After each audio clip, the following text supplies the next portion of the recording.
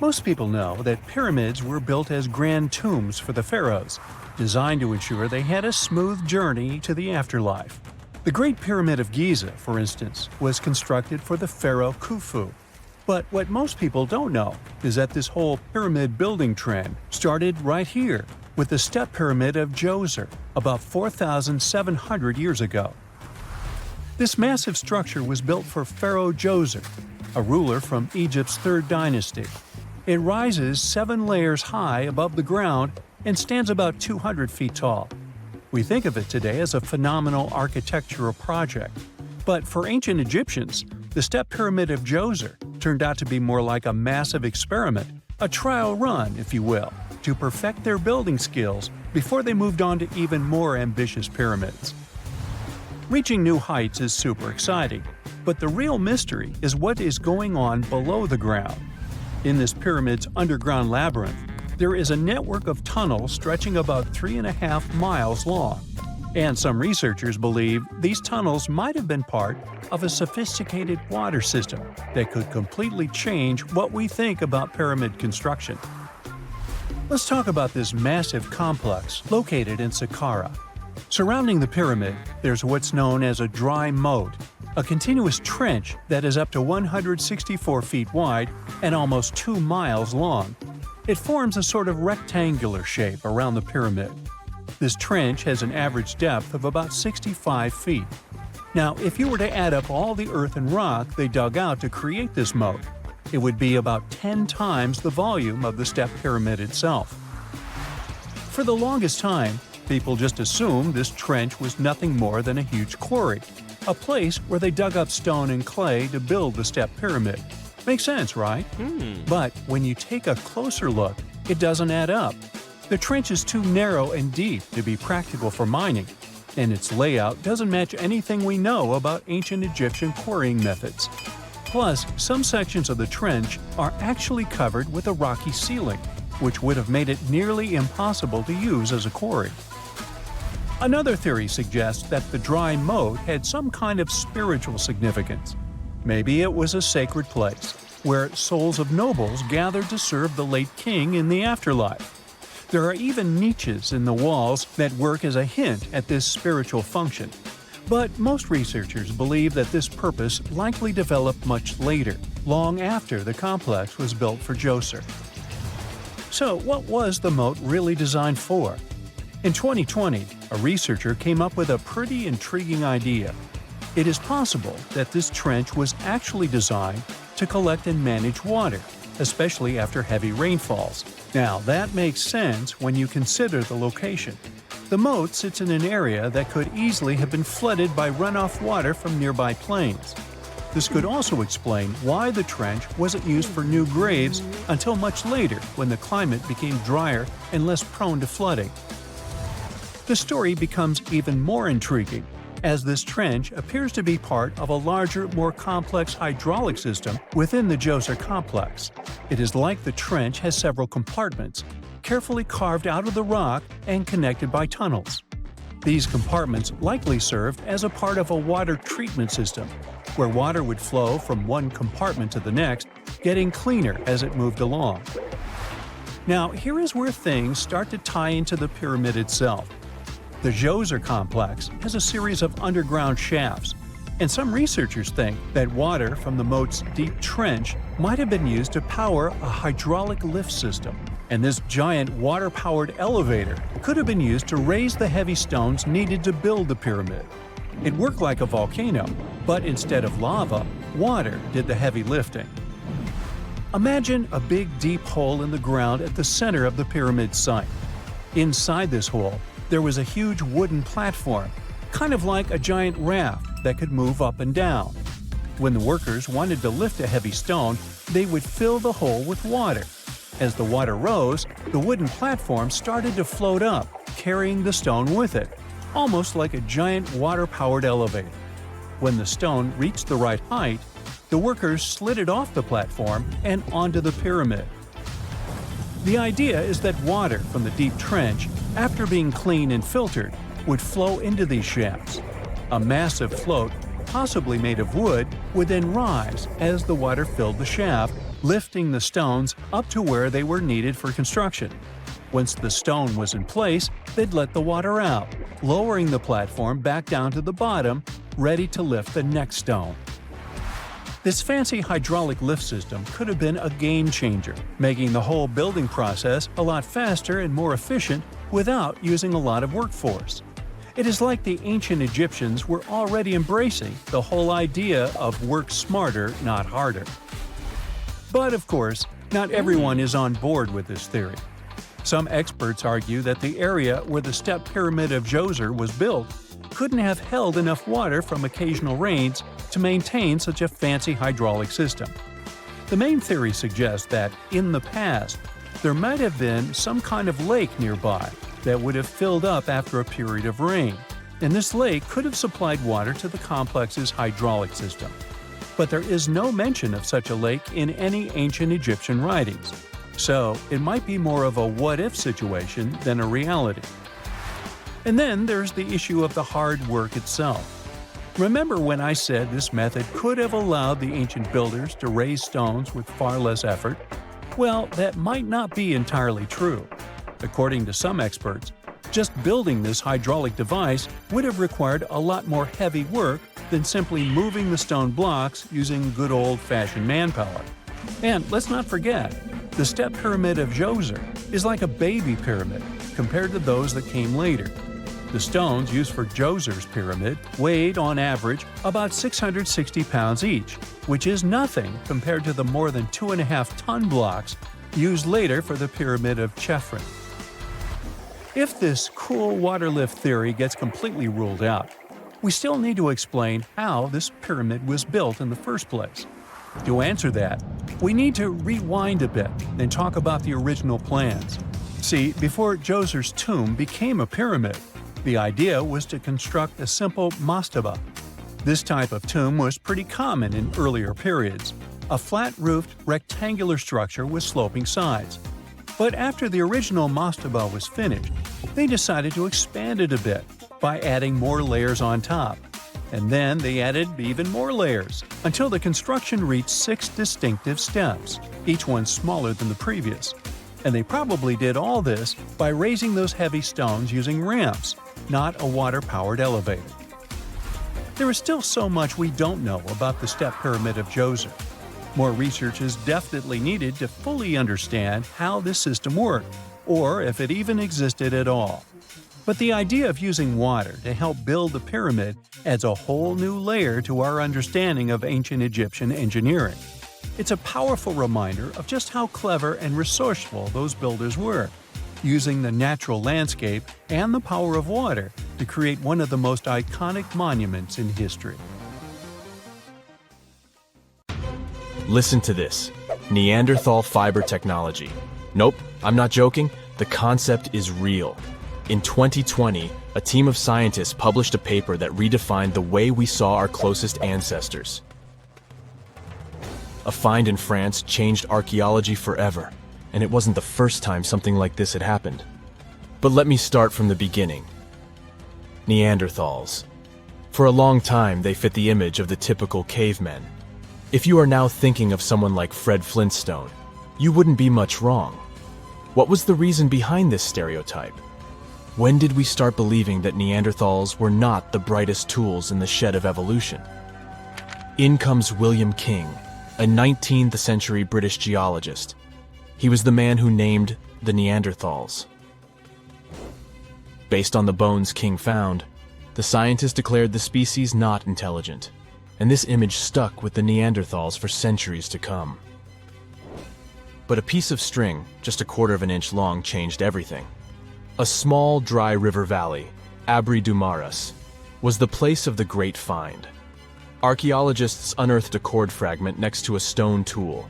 Such twisted fibers could have been used for everything from making clothes to fishing nets. In prehistory, this was some advanced tech, and the Neanderthals seemed to have mastered it. Scientists already knew that these early humans made tar from birch bark, and that they produced shell beads. There's even evidence of Neanderthal art. They were definitely not primitive.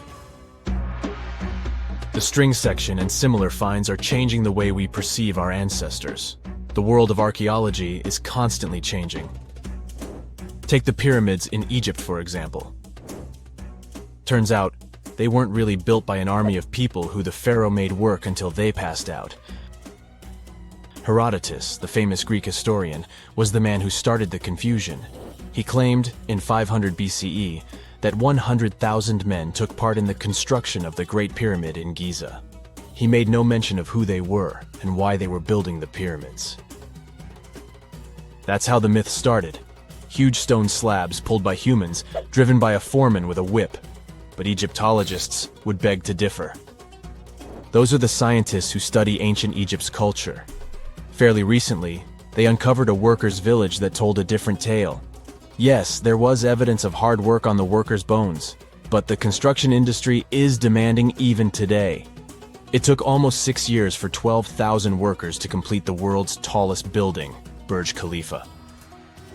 Back in Egypt, 3 times more workers finished the Great Pyramid in around 2 decades. An impressive feat of ancient engineering, wouldn't you agree? Superiors looked well after the Egyptians who built the pyramids. Their diet was rich in protein. They had medical care and they got paid properly. In fact, they lived better than the non-working population. And they lived with their families near the construction site. Archaeologists know all this because they unearthed bakeries and dormitories with bread jars and other goodies. Looks like the pharaohs were okay employers after all, and the job market wasn't that terrible. They also kept detailed papyrus records of the build and hieroglyphs. You and I wouldn't stand a chance of reading these letters that resemble images. Egyptologists had the same problem. For over a millennium, no one had used this type of font. And it's not like there was an English ancient Egyptian dictionary you could open and find meanings of words. But all this changed in 1822. A couple of decades before, the French found a broken slab of black granite. The stone contained one text in 3 scripts: ancient Greek, Egyptian hieroglyphs, and Demotic. The last one was also the Egyptian language, but in a simplified script. Scientists dated it back to 196 BCE. The content is a religious proclamation. A French philologist and Orientalist, Jean-François Champollion, was the first one to crack the code.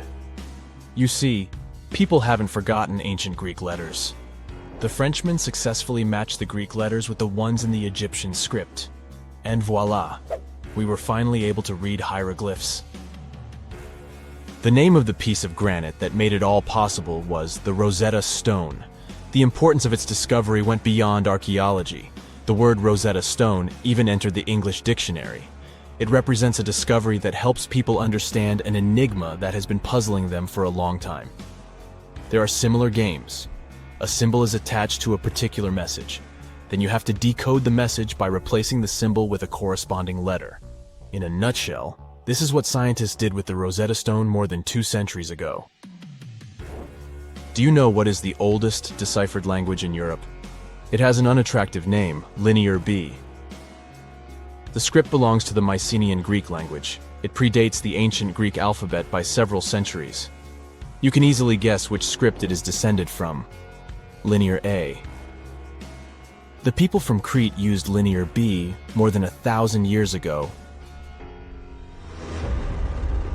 During the late Bronze Age, the Greek civilization that used the script vanished.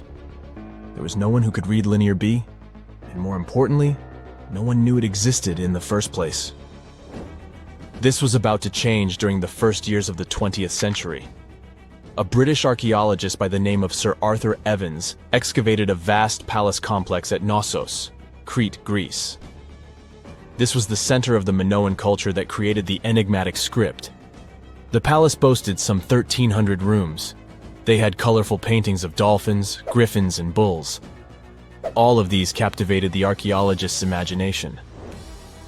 But their biggest find was at first overlooked: thousands of slabs of baked clay. The fire that brought down the palace helped preserve the tablets. It was impossible to read the slabs, though. They were written in an unknown language. The scientific community had to wait for another half a century before Michael Ventris cracked the code. He was an English architect and cryptographer. Ventris studied Greek and Latin. While attending the famous archaeologist's lecture, the young man decided to solve the puzzle of Linear B once and for all. He managed to do so in 1952. One of Ventris's most amazing discoveries was that the script was an archaic form of Greek. But cryptology still hasn't solved the code of Linear A. This writing system will remain a mystery until a motivated young person like Michael Ventris comes along. They wouldn't have to be a professional archaeologist. Basil Brown certainly wasn't. Yet in 1939 he discovered the richest early medieval tomb in Europe. This happened in Sutton Hoo in the southeast of England. This wasn't an ordinary tomb made out of stone. It was a full-size ship, 3 times as long as a London double-decker bus. And that's not all. Apart from its main purpose, the ship was full of riches. Deluxe hanging bowls, feasting vessels, gold and dress accessories, and luxurious textiles were just some of the treasures found. Archaeologists were also amazed by the silverware from distant Byzantium. You probably know this city as Istanbul, Turkey. Even in our age, it's several days' drive from Sutton Hoo. Just imagine how much time and money it cost to import a silver plate in the 7th century. That's when the ship went down, according to archaeologists. The English couldn't have done it. At that time, there was no England. The people living in the British Isles at the time were the Anglo-Saxons. Perhaps the ship from the grassy mounds in Suffolk belonged to one of their kings? We will never know. The local acidic soil did away with any possible evidence, or no one laid there in the first place. It could have been a cenotaph, which is a monument constructed to honor an important person. The archaeologists still don't have a definite answer. But what they have found at Sutton Hoo shed light on the Dark Ages. Before the discovery of the ship, they knew little about what had been going on in Britain after the Romans left. Now, the image of the early Anglo-Saxon society was much clearer. Perhaps the English soil will be the site of the next great breakthrough in archaeology. Wow! Scientists have found a lost city beneath Egypt's pyramids. And it's incredibly large, bigger than the biggest target you can imagine. Underground chambers, passageways, and vertical structures. Scientists have no idea what purposes they serve. But let's start from the very beginning. Italian and Scottish scientists studying the Pyramid of Khafra discovered something that looked like secret tunnels under 3 pyramids. This find might change what we know about ancient Egypt. The expedition, called the Khafra Project, was led by Corrado Malunga from Pisa, Italy, and Filippo Biondi from the University of Strathclyde, Scotland. Their mission was to focus on exploring Khafra's pyramid, the second largest on the Giza Plateau. Scientists uncovered a massive structure beneath the Pyramid of Khafra. Could it be an ancient Egyptian underground city?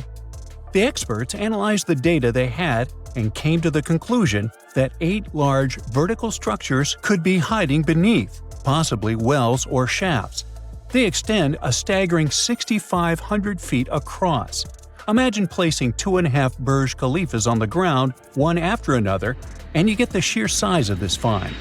These shafts also plunge nearly 2,000 feet underground. Some of the deepest underground stations in the world are located at a mere 380 feet underground or so.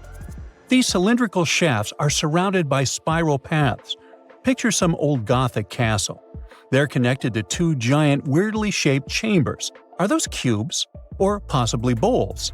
Each of these chambers is likely more than 260 feet across. Now, even though we know about the structures now, no one has figured out their original purpose yet. Want to hear something even more shocking? Okay then. The team is almost sure that similar access points can be found under all 3 pyramids.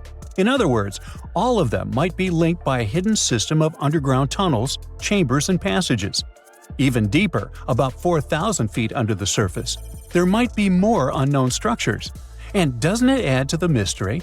But the coolest news is that, according to some team members, these hidden structures near Giza pyramids could align with the legendary Halls of Amenti. In ancient Egyptian mythology, it's a place where people are believed to arrive when they're close to the end of their days. There, they are said to take a 3-day-long trial, facing their biggest fears. Now, how did scientists even discover these hidden spaces? To uncover them, researchers used 2 satellites positioned 420 miles above Earth. They sent radar signals to the Giza Plateau, and these signals generated detailed images, which were later compiled into a 3D model of the underground layout, including the newly detected shafts. Then, using synthetic aperture radar or SAR technology, which is a type of radar that can penetrate through stone, the team also spotted 5 small room-like structures hidden deep within the pyramid. One of these chambers contained a sarcophagus, which was once thought to be the tomb of Pharaoh Khafre. But now, scientists believe this was a mistake. The true burial site is likely to be elsewhere. In any case, these 5 hidden rooms were completely unknown before the scans. They seem to be arranged in the center of the pyramid and are linked to underground pathways leading somewhere below the structure. There's an opinion that these tunnels could lead to more hidden chambers and wells. Some of them might be around 4,500 years old. Wow! What if they help us solve ancient civilization mysteries? Preliminary data suggests that all this underground space can be much more than a few empty chambers. There might be many more hidden structures near the Giza pyramids. How come? Well, the thing is, the structure appears to include hollowed-out sections with spiral pathways leading even deeper underground. Refining the images hinting at this could reveal an extensive subterranean network. It might be a whole city hidden under the surface. Now, despite the excitement surrounding these findings, there are also a lot of people who don't believe in the existence of the underground city. They're skeptical about the archaeological discovery in Egypt due to the lack of peer-reviewed verification. That's why several archaeologists and radar experts have challenged the validity of the claims. They've explained that the technology used to make the discovery may not be advanced enough to produce such detailed underground imagery. According to them, the 5 smaller chambers found near the surface could be natural formations, since the area had had sacred significance long before the construction of the pyramids. Some experts have even dismissed the use of radar methods in this context altogether. They call these methods scientifically unproven and question their accuracy. The discovery has also reignited discussions about ancient Egyptian myths and the possibility of hidden texts lying somewhere beneath the Giza pyramids. The layout of the newly detected underground chambers shares similarities with mythological accounts of the Hall of Records, a rumored chamber that could preserve early Egyptian wisdom. If confirmed, these findings could significantly reshape the understanding of Egypt's sacred topography. Plus, this lost city beneath Egypt's pyramid could become physical evidence of previously unknown underground structures. That's why the Khafre project is super eager to begin excavating to confirm their findings. But getting approval from Egyptian authorities is a challenging process. The discoveries still need to undergo peer review before they are accepted by the academic community. By the way, this recent archaeological discovery in Egypt comes on the heels of another discovery involving a weird structure beneath the Royal Giza Cemetery, which researchers believe is unnatural in origin.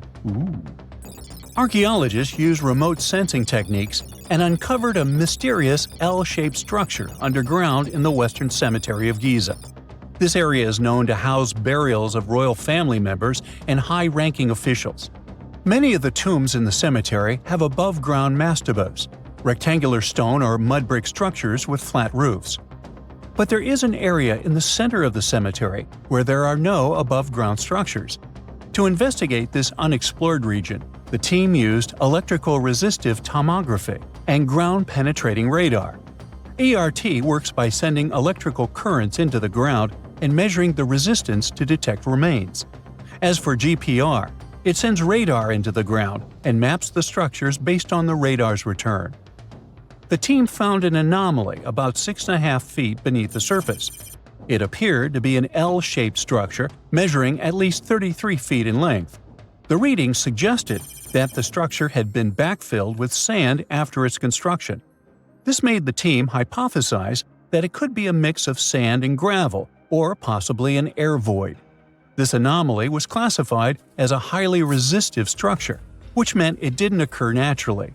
Motoyuki Sato, the study's lead author and professor at Tohoku University in Japan, claims that the structure is not a natural formation due to its sharp shape. Another weird thing about ancient Egyptian pyramids is that historians have long believed that they were built primarily for royals and high-status individuals who had the wealth and power to create such massive structures. However, new research from the archaeological site of Tombos in modern-day Sudan challenges this assumption. The thing is, Tombos' pyramid may have served as burial sites for low-status workers as well as elites.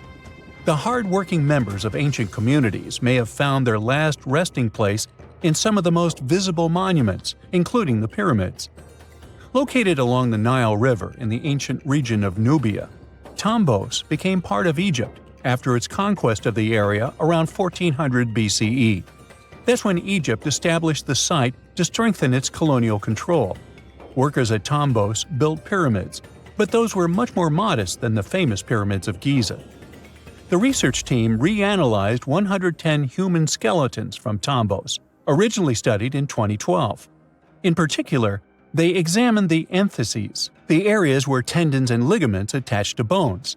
Such an analysis can give us insights into the amount of physical labor a person performed. When someone does hard labor, their bones often develop distinct crests and ridges at these attachment points due to the stress on the tendons and ligaments. And while some skeletons showed little change in their entheses, suggesting they belonged to individuals from the upper classes, others showed more serious changes. It means they belong to lower-class workers. This finding can totally challenge our earlier understanding of pyramid burials, especially the idea that only elites were buried in the pyramids, because the pyramids themselves were designed for the elite. This recent research may prove that lower-class workers may have found their final resting place in these monumental structures too.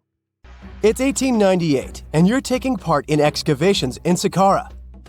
This place, not far away from Cairo, is full of ancient tombs and pyramids. You're in your Indiana Jones mood and hope to find something really phenomenal to become famous. Gold, manuscripts, treasure maps, mummies of famous pharaohs. Wait, a wooden bird? You're really disappointed as it looks like a regular toy. An old one, but still. Little do you know that years later, someone would propose that your bird was actually an ancient monoplane. So the artifact, nicknamed the Saqqara Bird, is made of a sycamore tree. The birdie has a wingspan of just 7 inches and weighs around 40 grams. A perfect original souvenir from Egypt, I would say. It's over 2,000 years old and looks pretty plain, without any carvings of feathers or other intricate ornaments. It has a beak and eyes, though, which makes our find look like a hawk, the emblem of the deity Horus. Its tail is rather unusual as it's squared, looks weirdly upright, and it seems like the sunken part of it was the place for a now missing piece. Humans love solving a good mystery, so there have been several attempts to explain the use of the birdie. First, quite simply, is that it was a ceremonial object. The second idea is that it was a toy for a child from some well-off family. It could have been some sort of boomerang, which was a popular concept in ancient Egypt. Then there was a theory that the bird had been used as a weather vane. But this one has been debunked as the figure doesn't have any holes or markings, except for the one made at the museum in Cairo to fix the exhibit on a stick. So there was no way to hang it in the past. Almost a century after the bird was found, Egyptologist Dr. Khalil Masiha proposed a new theory that it could have been a model of a monoplane. He believed the bird was missing a horizontal tailplane. Otherwise, it had its wings set at a right angle, similar to that of modern planes. It could have worked to generate the aerodynamic lift necessary for flights. Dr. Masiha also claimed that it was common at that time to place miniature models of technological inventions in tombs.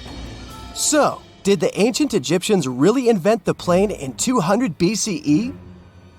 That would make the Wright brothers, who are considered the inventors of aviation, really upset. They made one of their first flights only in 1903. There's just one way to know for sure, and that is to test the model. But you know, the ancient museum in Cairo would unlikely let one of their cherished exhibits fly around like a toy. That's why glider designer Martin Gregory built a similar model, this time of balsa wood, and concluded that even with the missing tailplane, the plane wasn't much of a flyer. Case solved? Not really. This didn't sound convincing enough to the History Channel, so they invited an aerodynamics expert to build another replica of the bird. He tested it in weather conditions similar to those in Egypt and was impressed with the little plane's abilities. So, if they did invent the prototype of a plane back in the times of pharaohs, it would be a good example of an oopart. That's an out-of-place artifact, an object that's way ahead of its time in terms of technology or history. And the Saqqara Bird isn't the only example of such a revolutionary concept. In 1901, a group of divers retrieved the Antikythera mechanism from an underwater shipwreck near the Greek island of Antikythera. It's been dubbed the world's first analog computer, and it's currently dated around 100 BCE. The bronze mechanism could tell the position of the sun, moon, planets, and stars, as well as the lunar phase, the dates of upcoming solar eclipses, and even the speed at which the moon moves through the sky. No one's sure who used it and how or where it was made. But it's obvious that it's extremely precise and way too advanced for its time. The first flushing toilets in the world were invented in the middle of the 20th century. Just kidding. The ancient Minoans on the Mediterranean island of Crete and the Indus Valley civilization both came up with this brilliant invention at the same time, around 4,000 years ago. The plumbing and sanitation were so well done that no one managed to design anything better until 2,000 years later. One ancient Minoan lavatory was discovered at the Palace of Knossos. It looks like it had a wooden seat set over a tunnel that directed water from a rooftop reservoir to an underground sewer. Other varieties got water from jugs. Only the super rich people could afford all this glory.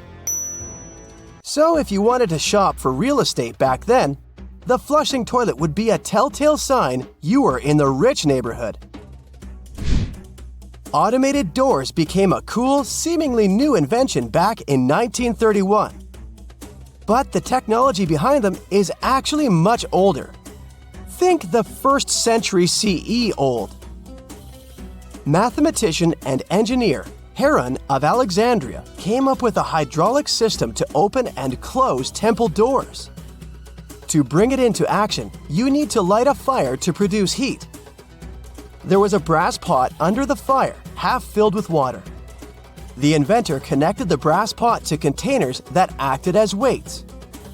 When the fire was burning, the water moved into the containers. They went down and pulled the ropes. It was nothing like a supermarket door that opens in front of you before you even have time to think. Heron's door took hours to open, and there was no way to stop the process. That's why they only opened the doors once a day before people entered the temple, to add some mysticism at the temple during ceremonies. Spooky. Looks like the first ever battery was invented in Baghdad around 2,000 years ago. A German archaeologist found this oval-shaped clay jar in 1938. Scientists are still not sure what purpose it served and who exactly invented it. There is a theory that it was used for electroplating objects with precious metals. When they filled it with a weak acid like vinegar, the battery produced around 1 volt of electricity. Another theory says it was a vessel for sacred scrolls. Would you like to buy contact lenses designed by Leonardo da Vinci himself? In 1508, he invented a glass lens with a funnel on one side. You were supposed to wear it with water inside to improve your vision. Sounds a bit uncomfortable, doesn't it? So, around a century later, French scientist René Descartes decided to improve the idea and make the cornea contact the future lenses. Contacts because they contact your eyes, get it? The glass tube with liquid did help improve vision, but blinking was sadly impossible.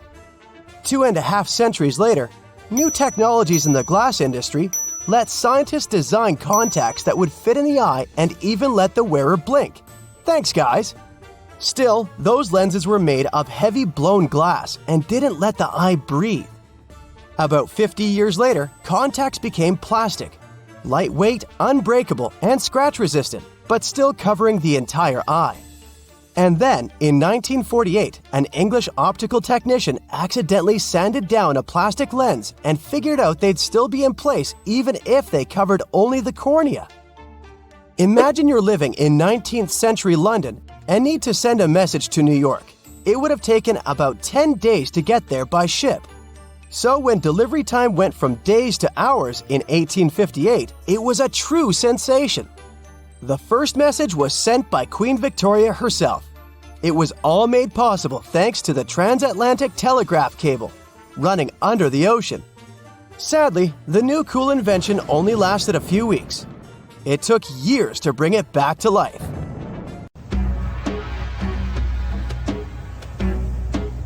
This is not a dune set. This is a very real desert in Niger.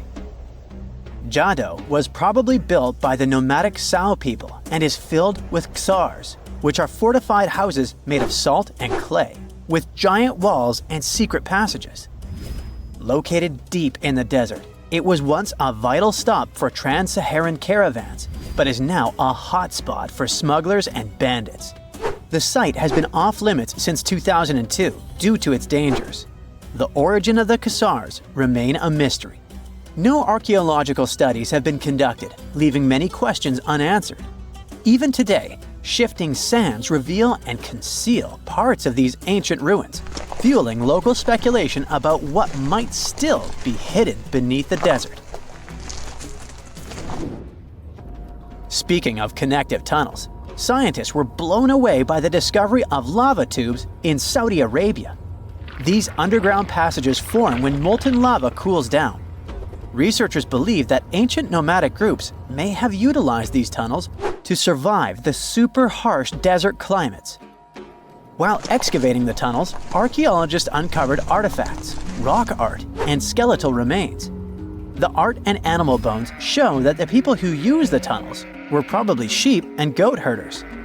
They're still piecing together whether these groups lived in the tunnels for extended periods or just used them as temporary shelters. The Great Pyramid of Giza has been standing for thousands of years, but it's still hiding secrets. Using special scanning technology, scientists found two hidden structures under an ancient burial ground. The first is a shallow L-shaped structure, and below it is a much larger space that could be a final resting place or a chamber. The smaller structure was filled with sand on purpose, while the deeper one might be an empty chamber. Experts believe the two are connected, possibly as an entrance leading to a secret chamber. This is big news because it might give us some more insight into who built the pyramids and why. The world is full of ancient writing, but some messages refuse to give up their secrets, like the mystery of the Bashplemi tablet. This unusual stone, pulled from a lake in Georgia, is covered in symbols no one can read. Even with modern technology, experts are completely stumped. The tablet is about the size of a book, with 60 symbols carefully carved into its surface, but 39 of them don't match any known language. Some resemble scripts from ancient civilizations in the Middle East, India, and Egypt, but none are an exact match. To make things even trickier, part of the tablet is broken off, meaning a piece of the puzzle is missing forever. To rule out a hoax, scientists studied the tablet closely. They confirmed it's made of vesicular basalt, an extremely tough local rock. Whoever carved these symbols must have been really skilled. Based on similar archaeological finds, experts believe the tablet could date back thousands of years, possibly to the late Bronze or early Iron Age. Some symbols repeat, which could mean they're numbers.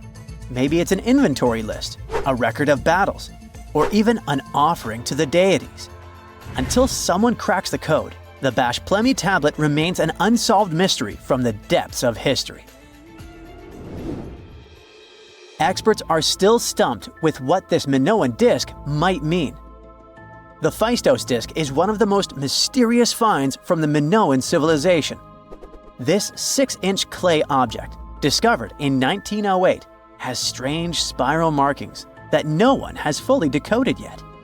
The disk has 241 symbols on both sides, showing everything from people and animals to tools and plants.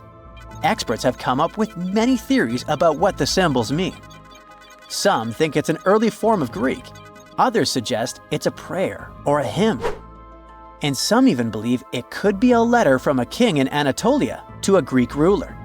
Let's see who will be the first to figure this out. It's always a fun day at an archaeologist's office when they find something as big as a 2,000-year-old marble head. A French archaeologist mission went digging inside an old medieval house near Alexandria in Egypt and found a statue's head depicting an old, possibly ill man. This statue dates from the last Egyptian dynasty before it became part of the Roman Empire, and the site where it was found is associated with the likes of Cleopatra and Mark Antony. For archaeologists, even the smallest finds at this site means a lot. You've heard of Lucy, right? The Australopithecus that was an early ancestor for us humans. Well, scientists found some of her species' footprints somewhere in Tanzania. The so-called Laetoli footprints are over 3 million years old. The trail stretched 88 feet and has about 70 footprints, left behind when a bunch of early humans walked across some wet volcanic ash. What's cool is that these early humans were already walking on 2 feet, like us, not all hunched over like apes. The close spacing of the prints shows they probably had short legs and a shorter stride than we do today. In an ancient Egyptian temple, archaeologists uncovered a shrine unlike any other, a place dedicated to falcons and 2 mysterious deities. One deity had a falcon's head, while the other wore a crown with a sun disk and cow horns. But the most baffling discovery was an inscription that read, "It is improper to boil a head in here." At the heart of the shrine, there are 15 headless falcons carefully arranged on a pedestal, likely as offerings to the falcon-headed deity. One theory suggests the birds were boiled first, perhaps to pluck their feathers, before being placed in the shrine, following the strange rule carved into stone. Archaeologists also found a 13-inch iron harpoon nearby. Its true purpose remains unknown, although the shrine also held remains of fish, mammals, and bird eggs, suggesting that the rituals may have included feasting. And speaking of ancient Egypt, meet Hathor. Scientists named her after the ancient Egyptian deity of motherhood, music, and singing. This wooden statue, housed at the Metropolitan Museum of Art, was thought to be just a beautiful artifact, until a surprising secret was uncovered. Using an X-ray machine, experts found a mechanical operating system inside it, with pulleys and axles connecting her shoulder to her left leg. When activated, the system made her hand raise and lower, an engineering marvel from over 3,000 years ago. The statue was created during Egypt's Middle Kingdom, around 1800 BCE, and is often compared to 19th century automata due to its advanced design. It's believed the statue was used in religious ceremonies, symbolizing Hathor's role in dance and music. An unexpected discovery happened in northern Kuwait, where a Kuwaiti-Polish team uncovered a mysterious 7,500-year-old statue. The statue features an elongated skull, no mouth, narrow eyes, and a flattened nose. This feature is thought to be an Ophidian figurine, named after the Greek word for snake, and it was likely made by the Ubaid culture, a civilization known for their pottery skills. While no one knows exactly what role this weird statue played, it might have been linked to rituals or symbolic practices. Some scientists think these figurines, found in homes or final resting places, were tied to important cultural beliefs. We couldn't mention unresolved mysteries of this world without speaking about these elongated skulls. In the deserts of Peru, researchers uncovered 5 ancient skeletons, 2 with unnaturally elongated skulls. While head shaping was common in many cultures, these skulls defy explanation. Local legends tell tales of the so-called gentiles, a mysterious race banished underground by the powerful deities. Some say this is what the skulls represent. Others think this is some type of genetic anomaly, which was confirmed after finding an infant skull, too large to be artificially shaped. What is a boat doing in the middle of a desert? You would expect to find a seagoing vessel closer to shore. This is the question archaeologists had been asking for decades. In 1988, there was a storm near one of the most important archaeological sites in ancient Egypt. A wooden structure emerged from the sand. It was hollowed out by termites. Scientists were determined to solve its mystery. In 2000, they began excavating the site near Abydos, Abydos. An American team of experts soon discovered a boat that was 70 feet long, and it wasn't alone. In total, there were 14 boats neatly resting next to each other. It was impossible to completely dig out the boats because of their poor condition. Luckily, the wood was preserved enough to get a sample. Analyses revealed that the boats were around 5,000 years old, the oldest fleet in human history to this date. The time of their construction predates the pyramids at Giza by half a millennium. Each ship of the fleet rested in a vault that matched its dimensions. The room was roughly a third of the size of a tennis court. It had mud brick walls that featured more than 120 drawings of boats. Ancient Egyptians incised them on whitewashed walls that were excellently preserved. Scientists have known about these mysterious chambers for well over a century. 1901, 1902. A British archaeologist, Arthur Weigel, stumbled upon a strange structure west of the River Nile. His team caught a glimpse of the interior walls. Sadly, a section of the roof collapsed, so they had to call off further exploration. Researchers abandoned the site, but its location remained on the maps. The boat's position first led scientists to think that they rested on a bank of the mighty Nile. But there was a problem with this theory. Today, the river flows almost 7 miles west of Abydos. Further studies of the surrounding terrain showed the Nile didn't change its course throughout history. Also, if the boats floated near a dock, they would be in unstable positions. The 14 vessels at Abydos were perfectly parallel to each other. There was only one conclusion possible. Someone had deliberately placed them like that. They must have gone through a lot of effort. Each boat had enough room for up to 30 rowers. These vessels could really float. They weren't models, but scholars still don't know if they actually sailed any body of water in ancient Egypt. This doesn't diminish the importance of the find. Previously, archaeologists found only small-scale models. In King Tut's tomb alone, there were 35 boat models. For a long time, these figurines were the only clues as to how ancient Egyptian vessels looked like. The boat's design confirms that they were the real deal. They are the earliest surviving examples of something called built boats. Ancient people constructed primitive vessels by hollowing out large tree trunks.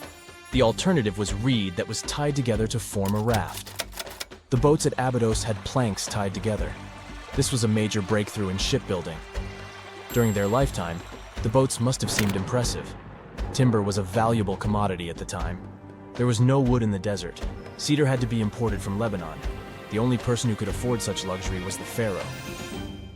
Studying the area around the ancient fleet provided more answers. Scientists discovered a mud brick structure where Egyptians worshipped the pharaoh. Its approximate date of construction matches that of the wooden boats.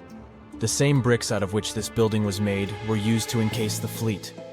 At the time of their construction, the rooms they were stored in had a ceiling. That's the section that archaeologists stumbled upon in the early 20th century. Just like mummies and coffins, these marvelous ships rested inside splendid vaults. The exterior of these rooms was also impressive. The outer walls originally had a plaster of white limestone. It reflected sunlight. In the desert sun, the structure housing the boats must have shone from miles away. Ancient Egyptian builders used the same technique to cover the pyramids 500 years later. Today, their surface looks jagged, but it wasn't always like this. When they were constructed, the pyramids had a top layer of fine white limestone. Their surface was smooth and it gleamed in the sunlight. Instead of stairs, the outer layer of the pyramids was more of a sleek ramp. Archaeologists were left with one final question. Which pharaoh owned the fleet? The answer lay just a mile from the site.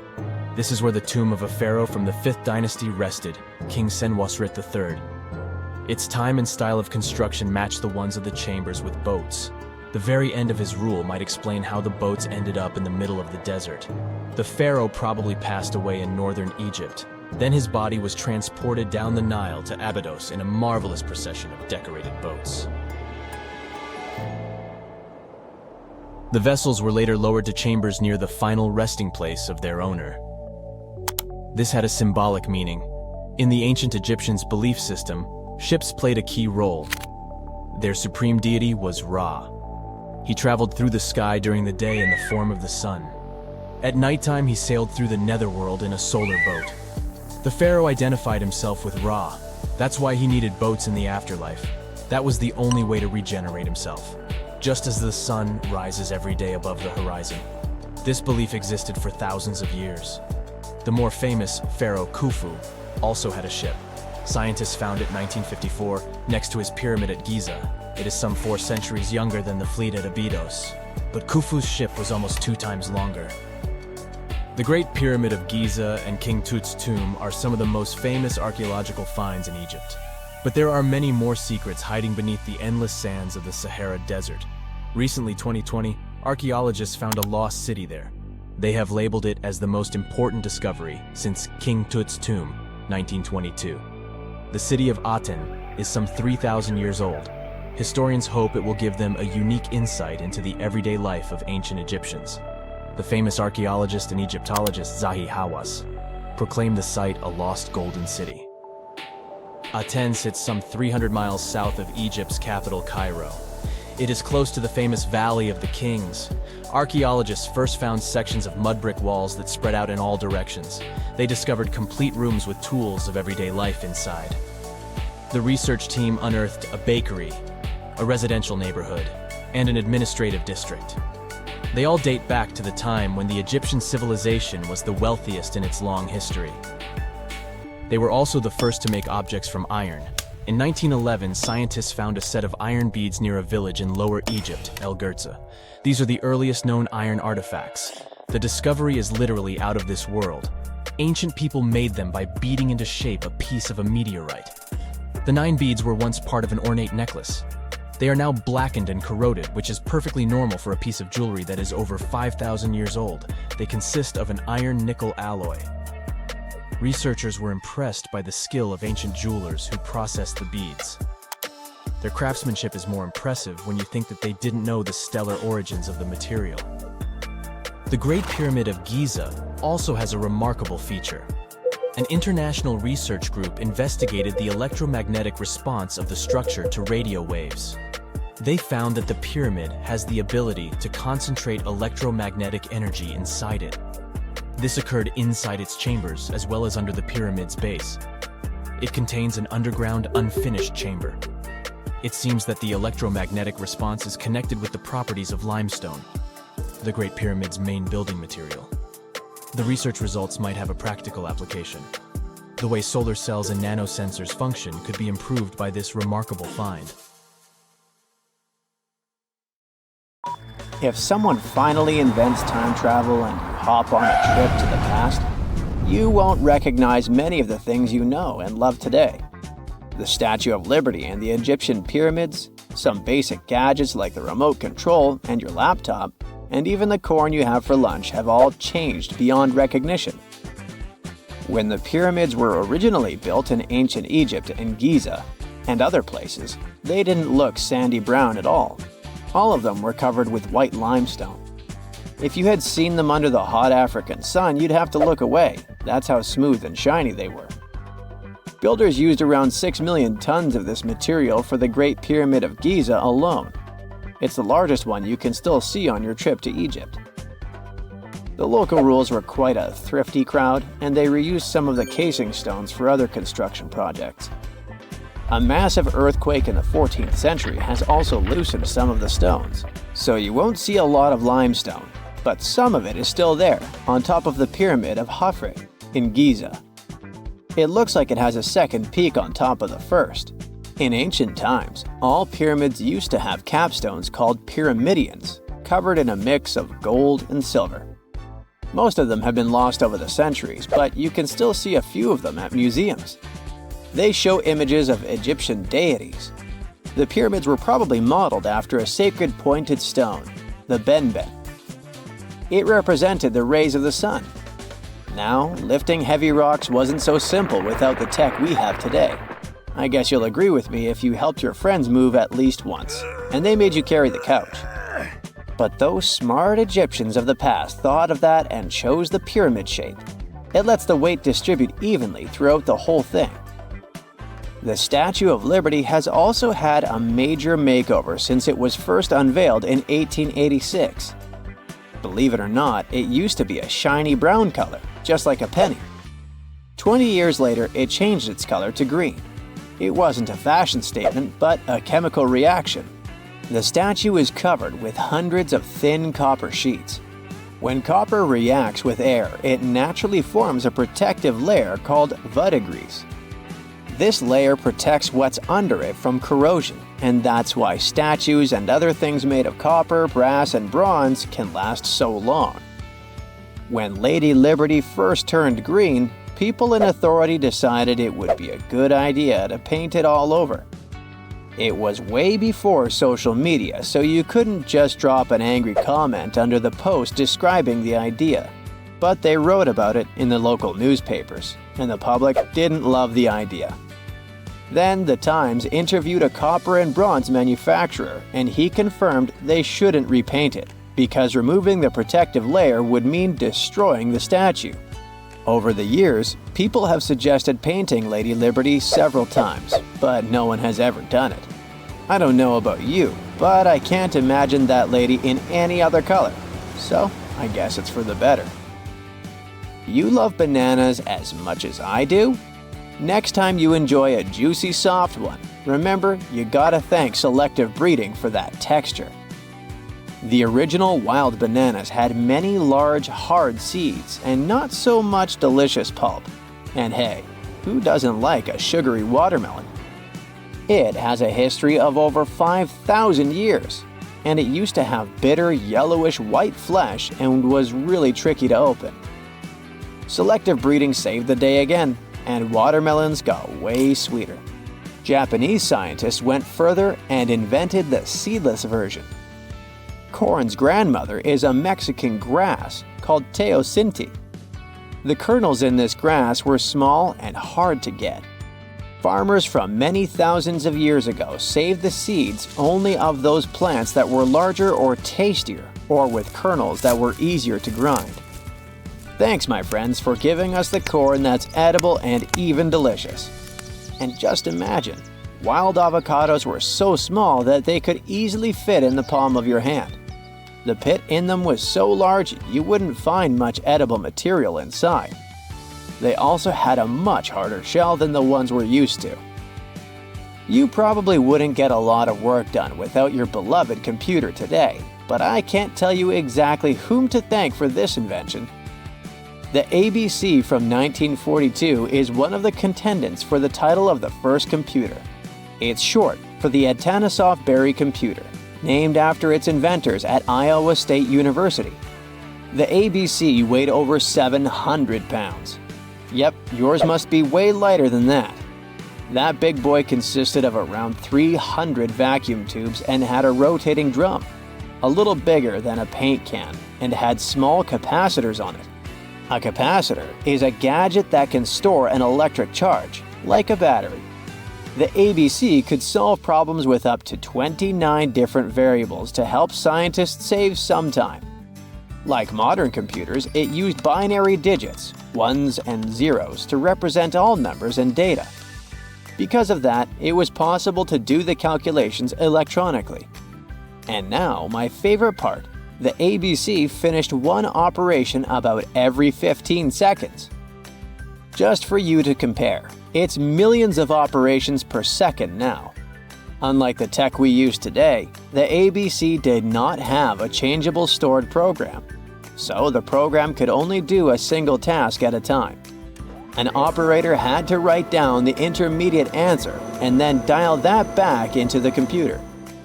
Sounds like another reason to be happy we live in the 21st century. That remote control you use for all sorts of appliances has gone a long way too. Nikola Tesla, who gave us alternating current, designed one of the first wireless remote controls back in 1898. He named his invention teleautomation and demonstrated it on a miniature boat controlled by radio waves. The boat had a little metal antenna attached to it. Tesla sent signals to the boat using a box with a lever and a telegraph key, which was his version of a remote control. Those signals set electrical contacts on the boat into motion and moved the rudder and the propeller, and Tesla was controlling the boat. The concept of the remote control soon spread to other gadgets. The first television remote control followed in 1950. It was designed by the Zenith Radio Corporation called LazyBone. Don't take it personally, please. This LazyBone had a massive cable that was attached to the TV set, and those who tried it didn't fall in love with the invention because they tripped over that cord. I feel your pain, my friends. If you live or work on one of the top floors, you gotta love this one. Meet the first passenger elevator. It traveled at the speed of 40 feet per minute. Not the fastest, I know, compared to today's record, which is 40 feet per second. But hey, it was built back in 1857 in New York and was more of a tourist attraction than a necessity. The elevator had a steam engine hidden in the basement of a 5-story building. 3 years later, they shut it down because the public didn't appreciate it. Otis Tufts filed the first patent for a vertical railway around the same time. His invention included an actual car with a bench inside for people to sit on. Sounds like a great spot to hang out with friends to me. What do you say? Then they started adding elevators to luxurious hotels around the world. They were entire rooms with a rich design, upholstered seats and mirrors on the walls, and sometimes even a small chandelier. There was an obligatory operator who'd close the door and the car would start its super slow ascent. It was still more about style than about speed, so I guess I'd choose the stairs. You have heard about Nikola Tesla. You have definitely heard about the Great Pyramids in Egypt. But what if I told you that Tesla may have probably uncovered the ancient mystery surrounding the pyramids? Wait, what? Is this a crossover episode? Nope. It's highly probable that the secrets of the pyramids are hidden in plain sight. But first, let's recap what we know about the pyramids. What's so mysterious about them? I mean, they are just old quirky buildings, aren't they? One of the biggest questions is how they were built. Some people think that the pyramids were created by people using only their hands and muscles. But others think that there might have been some kind of crazy energy source that we don't know about yet. Like, what if aliens helped out or something? Just kidding. But this idea of some unknown energy source being used to build the pyramids has been around for ages. Even in old texts, like the pyramid texts, it talks about how the gods gave us something to build a great power. So maybe there was something really powerful and mysterious going on back then? Who knows? Back in the early 1900s, he got obsessed with the Great Pyramids of Egypt. He read numerous books about these ancient structures and was blown away by how much energy they seemed to have. At that time, not many people knew much about electricity, and Tesla started to wonder if there was some kind of advanced tech hidden in the pyramids. He had an idea that the power of the pyramids had to do with electromagnetism, and he put a lot of time and effort into trying to figure out the mystery. Tesla had some pretty unusual theories about the Great Pyramids. He thought that they could actually store and move electricity, which could then be used to power up the areas around them. He also had this theory that the pyramids were built using some kind of crystal energy.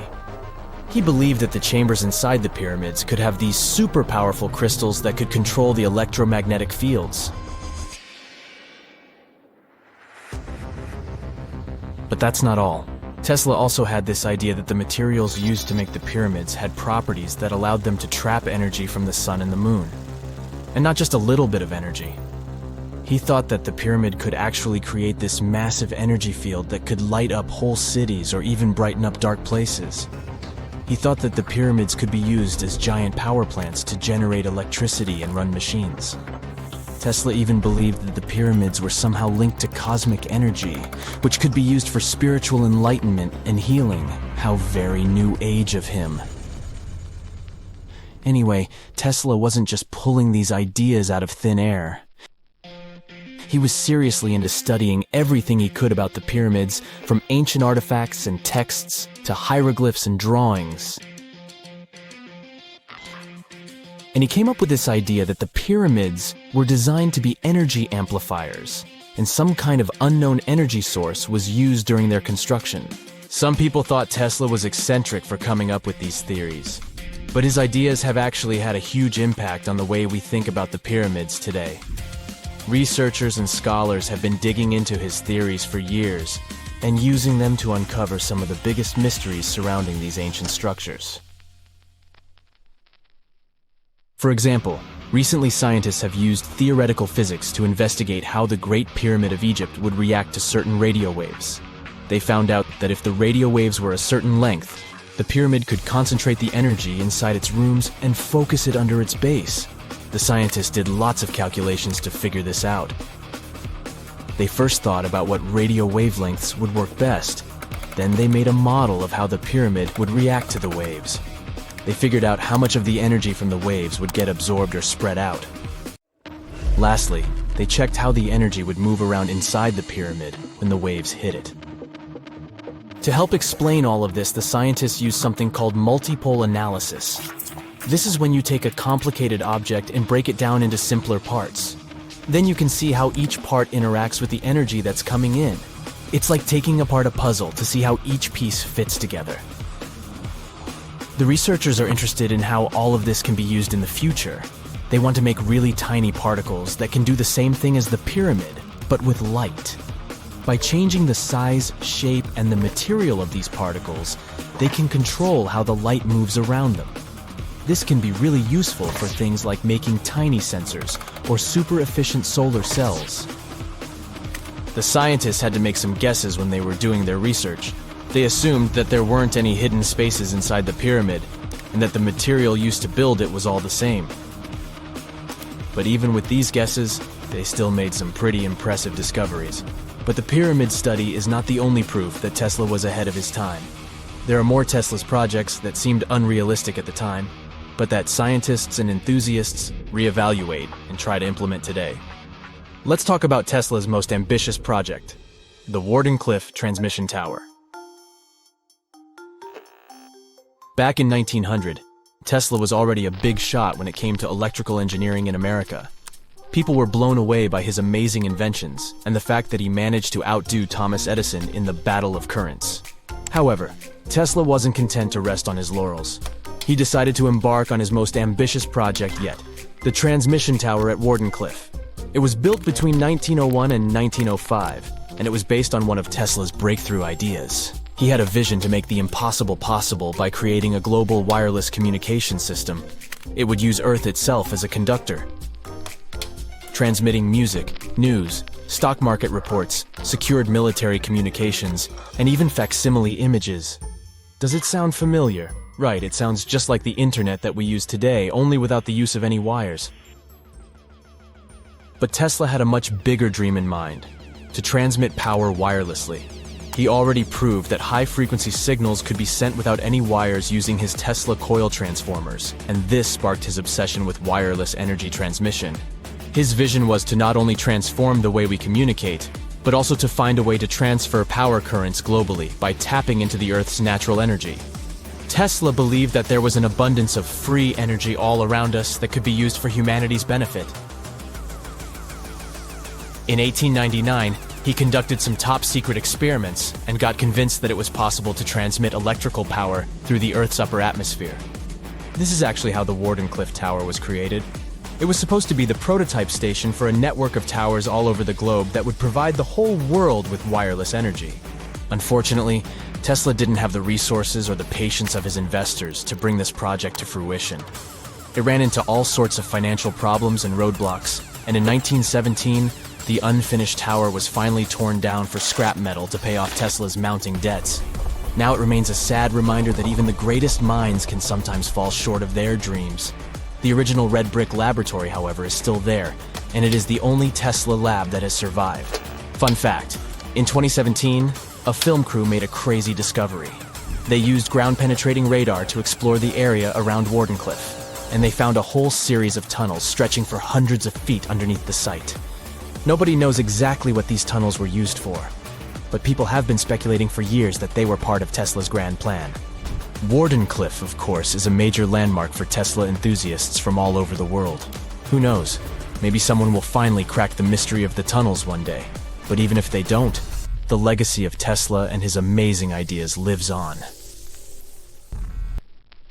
For more than 3,000 years, the gold mask of Pharaoh Tutankhamun stayed hidden in the Valley of the Kings. This artifact, which stands about 21 inches tall, shows how skilled and artistic the ancient Egyptians were. But nobody expected that X-rays would reveal its biggest secret. King Tut was the last ruler of his family during the 18th dynasty. He took the throne at just 9 years old, but ruled for only 10 years before he passed away unexpectedly. If we're being honest, back in ancient Egypt, he was mostly forgotten by the rulers who came after him. His tomb wasn't a big deal for them, so much so that even the grave robbers forgot about him. It might sound a bit sad, but the truth is that it was actually great news for us. Since his tomb was practically forgotten, it ended up being perfectly preserved. While the other tombs in the Valley of the Kings were looted, his remained sealed and untouched. So when it was discovered back in 1922, it had over 5,000 precious objects inside. That made Tutankhamun basically an instant celebrity and one of the best-known pharaohs nowadays. Among the treasures was the most stunning piece, his golden mask. This mask is said to be an exact image of the king's face, or at least it was supposed to be, but we'll get to that later. The purpose of this accurate representation of his face was to make sure that his soul would recognize him in the afterlife and return to his mummified body. In ancient Egyptian beliefs, this would allow him to continue living in the afterlife. The details of the mask clearly looked incredibly difficult to create, but people didn't realize how complex it truly was until many years later.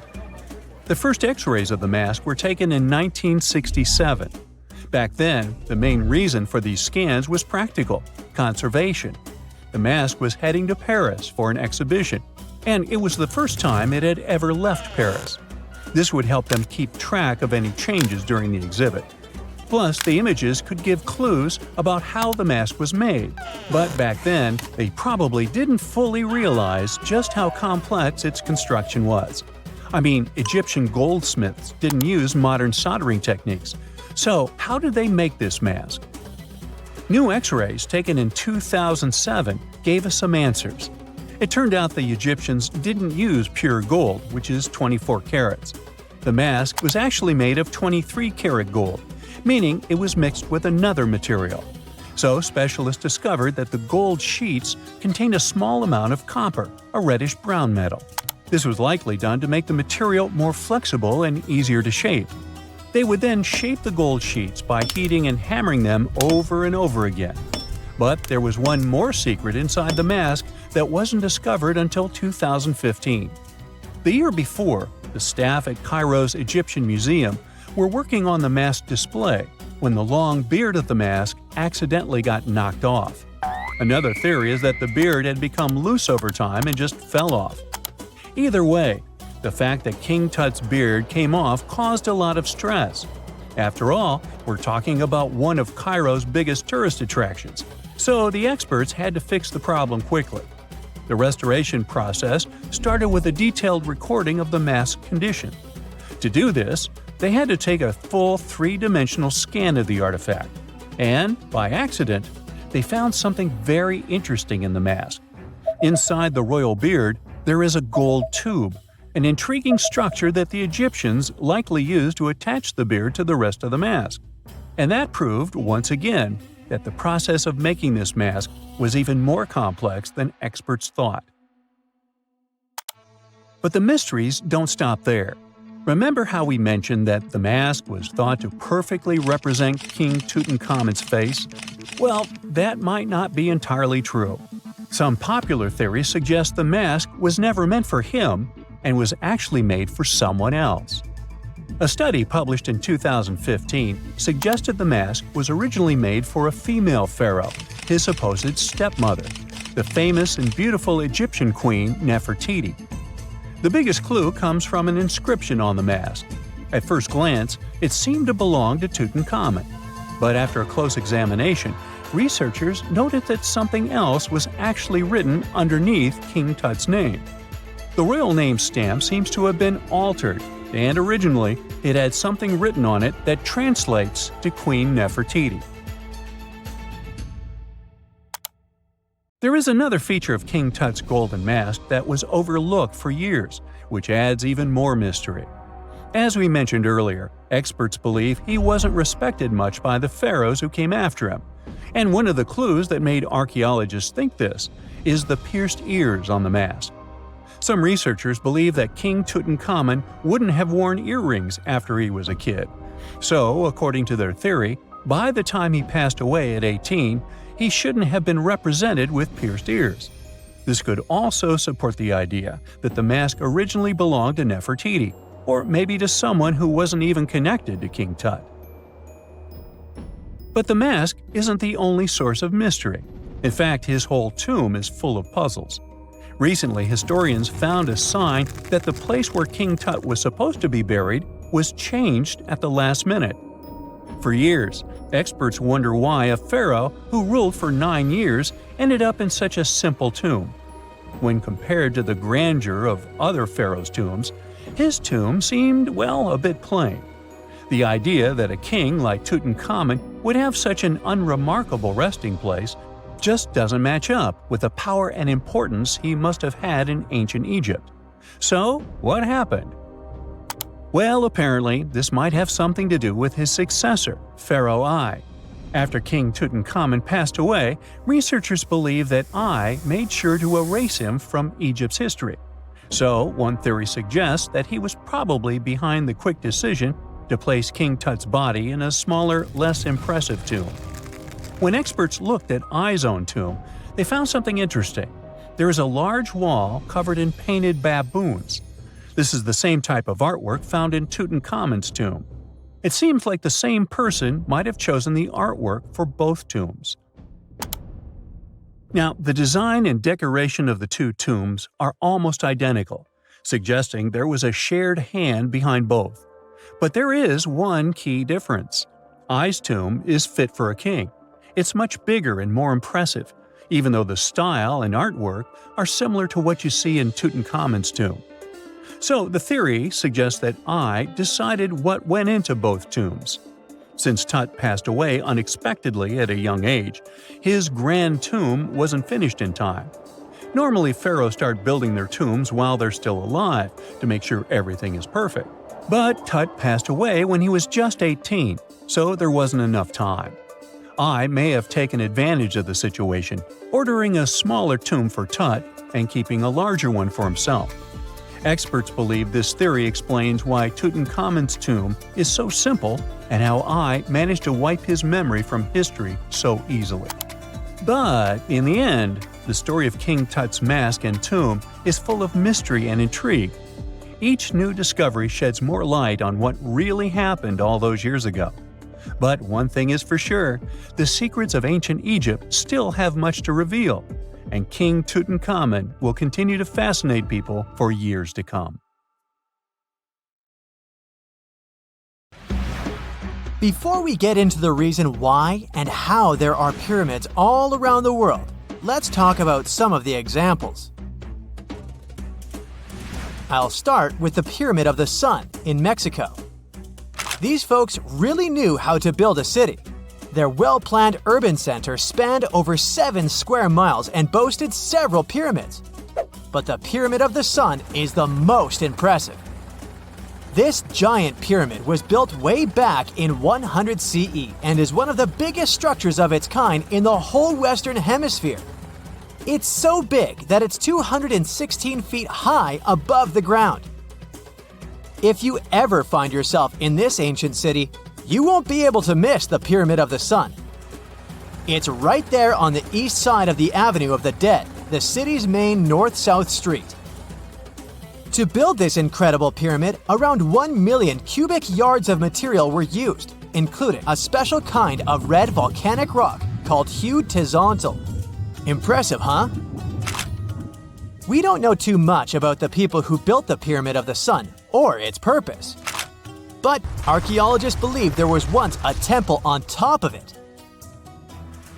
When explorers went below the pyramid in the 1970s, they found a bunch of cool tunnels and chambers. In 2011, they even found a secret stash of clay pots, obsidian pieces, animal bones, human figurines, and a mask. Who knows what other secrets the pyramid is hiding?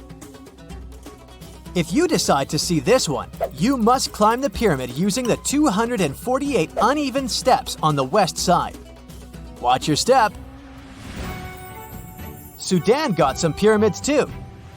Nubian pyramids aren't as big as the ones in Egypt, but they still got around 200 of them. These ancient pyramids have been home to the tombs of the pharaohs of the Meroitic Kingdom for almost 1,000 years, who ruled Egypt from Nubia to the Mediterranean Sea. The pyramids at Meroe were constructed using granite and reddish sandstone. Oh, and did you know that Sudan has more ancient pyramids than Egypt? The Kushite pyramids depict the indigenous architecture and burial traditions of Nubia's Napata and Meroe kingdoms, which ancient Egypt influenced. Meroe, the burial site of over 40 queens and kings, is the most extensive Nubian pyramid site. The tomb walls depict mummified royals bedecked in jewelry, their wooden caskets containing bows, quivers of arrows, and other artifacts pointing to the Meroitic relationship and trade with Egyptian and Greek civilizations. So if you're looking for some ancient tombs to explore, you may consider skipping the crowds in Egypt and heading on down to Sudan. Let's fly to Iraq to see some more pyramids. Ziggurats have fancy receding layers and tiered temples. Instead of a smooth exterior, it has tiers like a cake. Perfect for all the important work and rituals that went on inside. You can find these towering structures scattered throughout Iraq and Iran, and they're a real testament to the power and skills of the people who built them. One of the biggest and most impressive ziggurats is the ziggurat at Ur. It's basically a giant rectangular pyramid that stands a whopping 70 to 100 feet tall, with 3 levels of terraces and a temple on top. Can you imagine how many baked bricks it took to build that thing? Try 720,000 for just the lower portion. This particular ziggurat was built for Sumerian king Ur-Nammu. Similar to other ones, this pyramid has been around for thousands of years, so it got a little rough around the edges. Thankfully, the Babylonian king Nebuchadnezzar II and some archaeologists came to the rescue in the 6th and 20th centuries respectively, and now you can find this near Talil Air Base. The ziggurat at Ur was built in 2100 BCE by King Ur-Nammu for the moon deity Nana. It was the tallest building in the city, and you could see it from miles around. It was like the medieval cathedral spire of its day. People would come here to bring their agricultural surplus and get their food allotments and seek spiritual nourishment. Sadly, the Nana temple at the top of the ziggurat didn't survive, but we do have some blue glazed bricks that may have been part of its decoration. The lower parts of the ziggurat are pretty amazing though. The architects even included holes in the temple's baked exterior to let the water evaporate from its core. Since we explored some of the pyramids on our planet, let's take a broader perspective. They can be found in many parts of the world. Egypt has over 100 pyramids, double that number in Sudan, and dozens of others are scattered in the Middle East and China. The Americas have the most pyramids in total, with more pyramids than the rest of the world combined. These pyramids are located in Mexico, Guatemala, Honduras, and El Salvador. Time to know more about the evolution of pyramids through history. The oldest pyramid is in Egypt. This pyramid was a step pyramid, which was created by placing one layer of stone on top of another. The pharaoh Sneferu is credited with creating the pyramid shape we recognize today. During his 45-year reign, he built 3 pyramids. His first 2 attempts failed, but he finally got it right with the Red Pyramid, which is considered the first true pyramid. It was Sneferu's son, Khufu, who built the Great Pyramid of Giza, which was the tallest human-made structure on Earth for almost 4,000 years. Latin American pyramids are similar to early Egyptian step pyramids, but they were built independently, with no knowledge of each other. The pyramids in Sudan were built around 700 BCE and are tall but much narrower than those in Egypt. How in the world did all these civilizations build these things without even texting each other? After all, the Aztecs, Mayans, and ancient Egyptians were about as different as possible. But despite their cultural differences, they all seem to agree on one thing: pyramids were pretty cool. Step pyramids are all around the world because they were the most feasible and stable way to build large and tall structures without access to lighter building materials like wood and metal. The triangular form with a square base is the best way to build a sturdy structure, and having a cube structure would require more material for less height. Now, when it comes to pyramid design, the Egyptian pyramids were like giant triangles with a square base, smooth sides, and a pointy top. On the other hand, the Aztecs and Mayans went for a tiered cake look, with steps leading up to a flat platform on top. So, while all these pyramids share the same basic shape, they have their own unique flair. Each group built its pyramids using different materials, techniques, and slope angles. So while they may have been inspired by each other's work occasionally, they were just doing their own thing. Egyptian pyramids had smooth, angled sides that were designed to help the pharaoh's soul ascend to heaven. The Pyramid of the Sun was built over a series of caves that served as a passageway for the deities. The Maya built the temple of Kukulkan in Chichen Itza to honor the deity Kukulkan, usually represented by a serpent. Nicknamed El Castillo, it has 91 steps on each side, plus a platform. That's 365 steps, one for each day of the Mayan calendar. Tell me, Brightsiders, how were pyramids built? To begin with, humans made them, not a foreign race from space that landed on Earth. You see, one thing that all pyramids have in common is that they were built without advanced tools or even the wheel. It took a lot of people to build them, including skilled laborers and architects. For example, it's estimated that 20,000 people built the Great Pyramid of Giza, and it's believed that most of them were skilled laborers. Building pyramids was a massive undertaking that required years of planning and effort. The Great Pyramid at Cholula, Mexico, took 600 years to complete. Consider the Great Pyramids, one of the original 7 wonders of the world and the only one that still exists today. Did you know that the pyramids of Giza weren't the only pyramids out there? And they weren't even the first ones. First, there were the pretty good pyramids, but they didn't catch on. Nah, I made that up. Back to the story.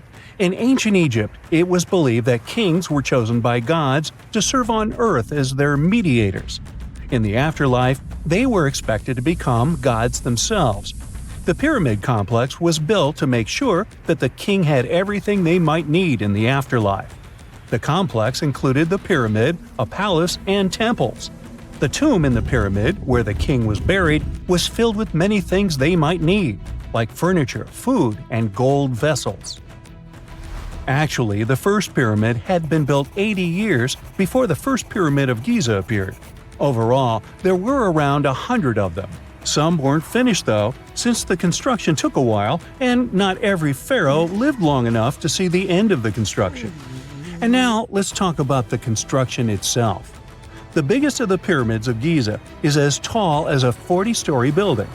So how on earth did they manage to build a structure that massive 5,000 years ago, long before machines and other equipment appeared?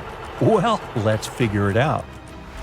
So Pharaoh Khufu ascended the throne around 2575 BCE, and his architects started the construction of the oldest and biggest of the pyramids of Giza. He figured that over 2 million limestone blocks had to be used to build the pyramid, each weighing around 2.5 tons, around the weight of a rhino. The architect wanted to finish the construction in 20 years.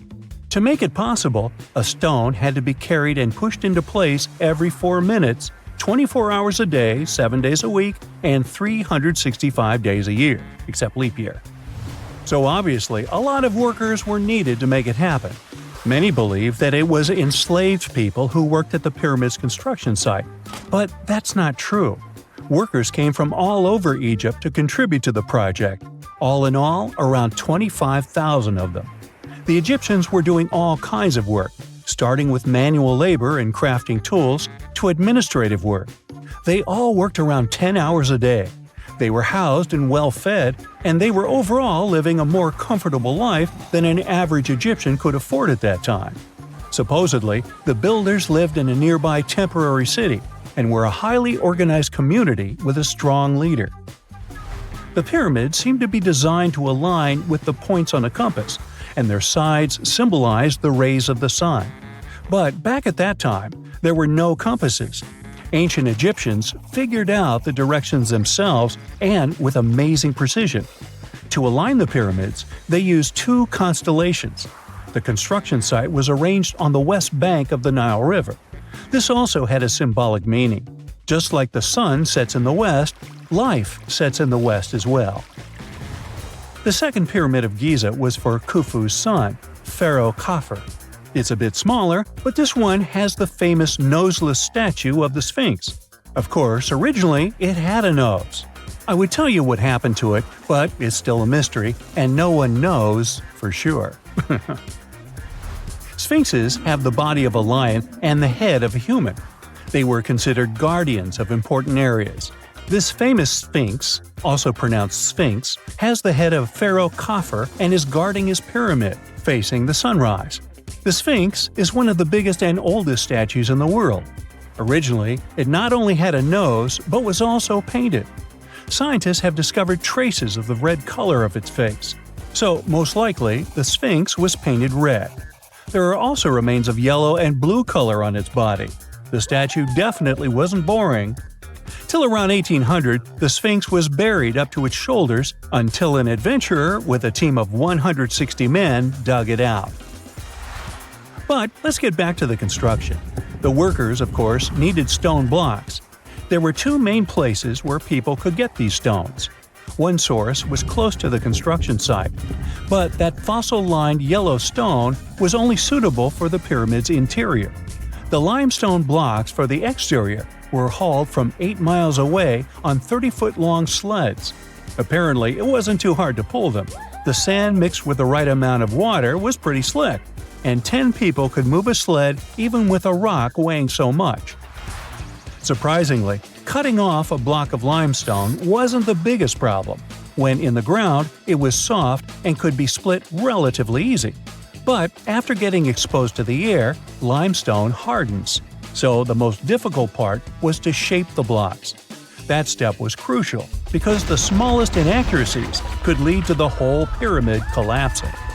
So, okay, those limestones were mined, carried on a sled, shaped, and then what?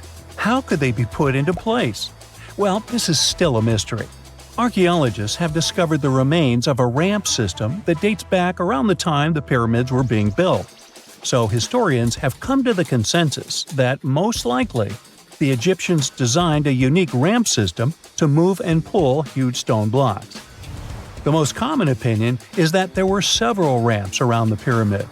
There probably was a central ramp with 2 staircases on each side of it built over the pyramid stones. The ramp was growing as the pyramid was getting higher. People might have been walking up the stairs, pulling up stones on wooden sleds. But this is just one of the options. Other experts say that the ramps were around the pyramid, and some say that the ramps were inside the pyramid. Maybe we will never know for sure, and it'll forever remain a mystery. The exterior limestone of the pyramid was polished with sand and stone until it gleamed. On top, there was a gold and silver capstone, which glimmered over Egypt like a second sun.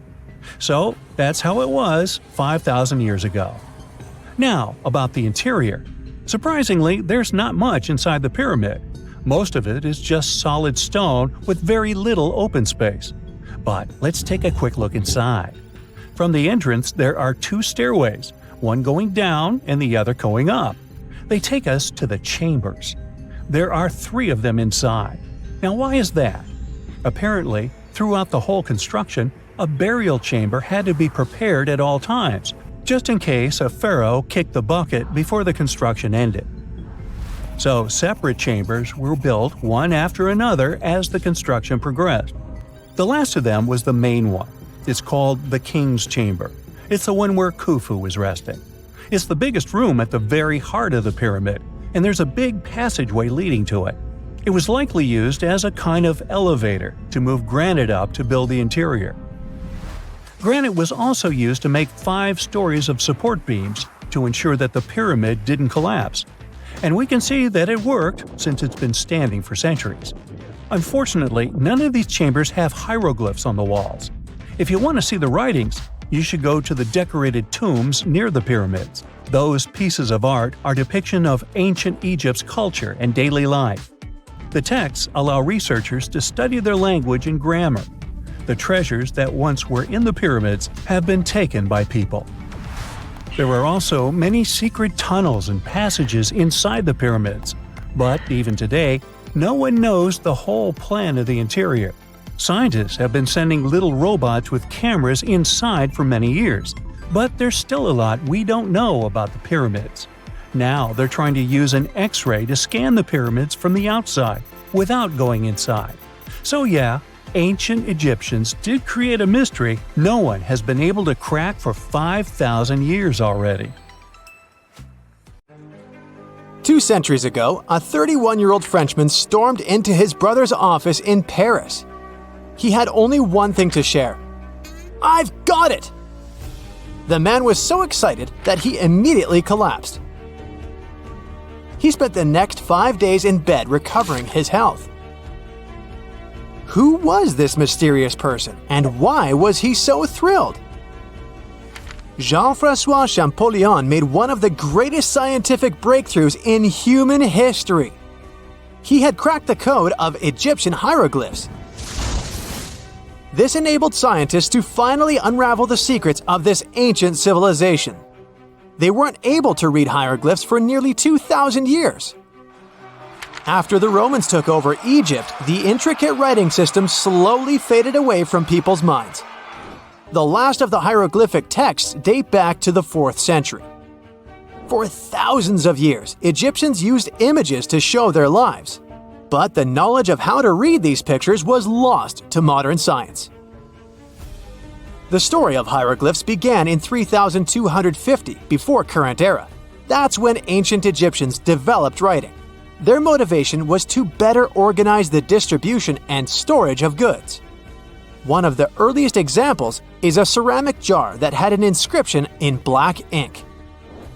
There were 2 major writing systems. The first were the hieroglyphs, which literally means sacred carving. Egyptians carved hieroglyphs in stone on temples, tombs, and similar monuments for 3,000 years. They present a system of pictorial texts.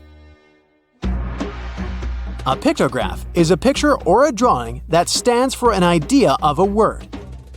It's a precursor to the true writing as we have it today.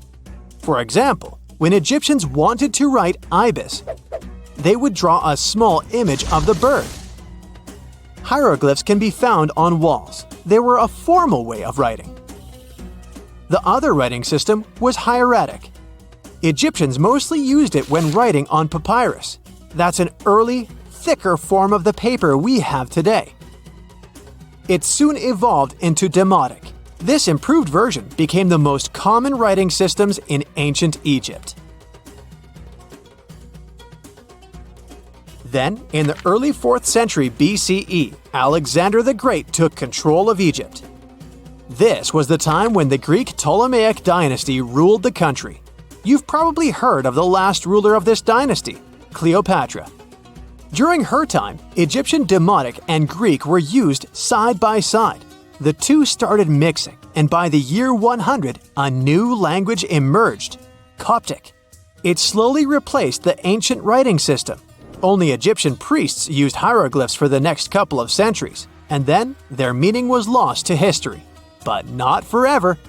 Arabs were the first who tried to solve the mystery of the hieroglyphs. Medieval travelers came across these strange symbols and wanted to understand their meaning. They consulted speakers of Coptic and translated text from Greek and Latin into Arabic to break the code of the hieroglyphs. During the Renaissance, Europeans also became fascinated with the legacy of ancient Egypt. Scholars from the Old Continent believed that hieroglyphs were a group of symbols as opposed to a written language. This was all about to change in 1799.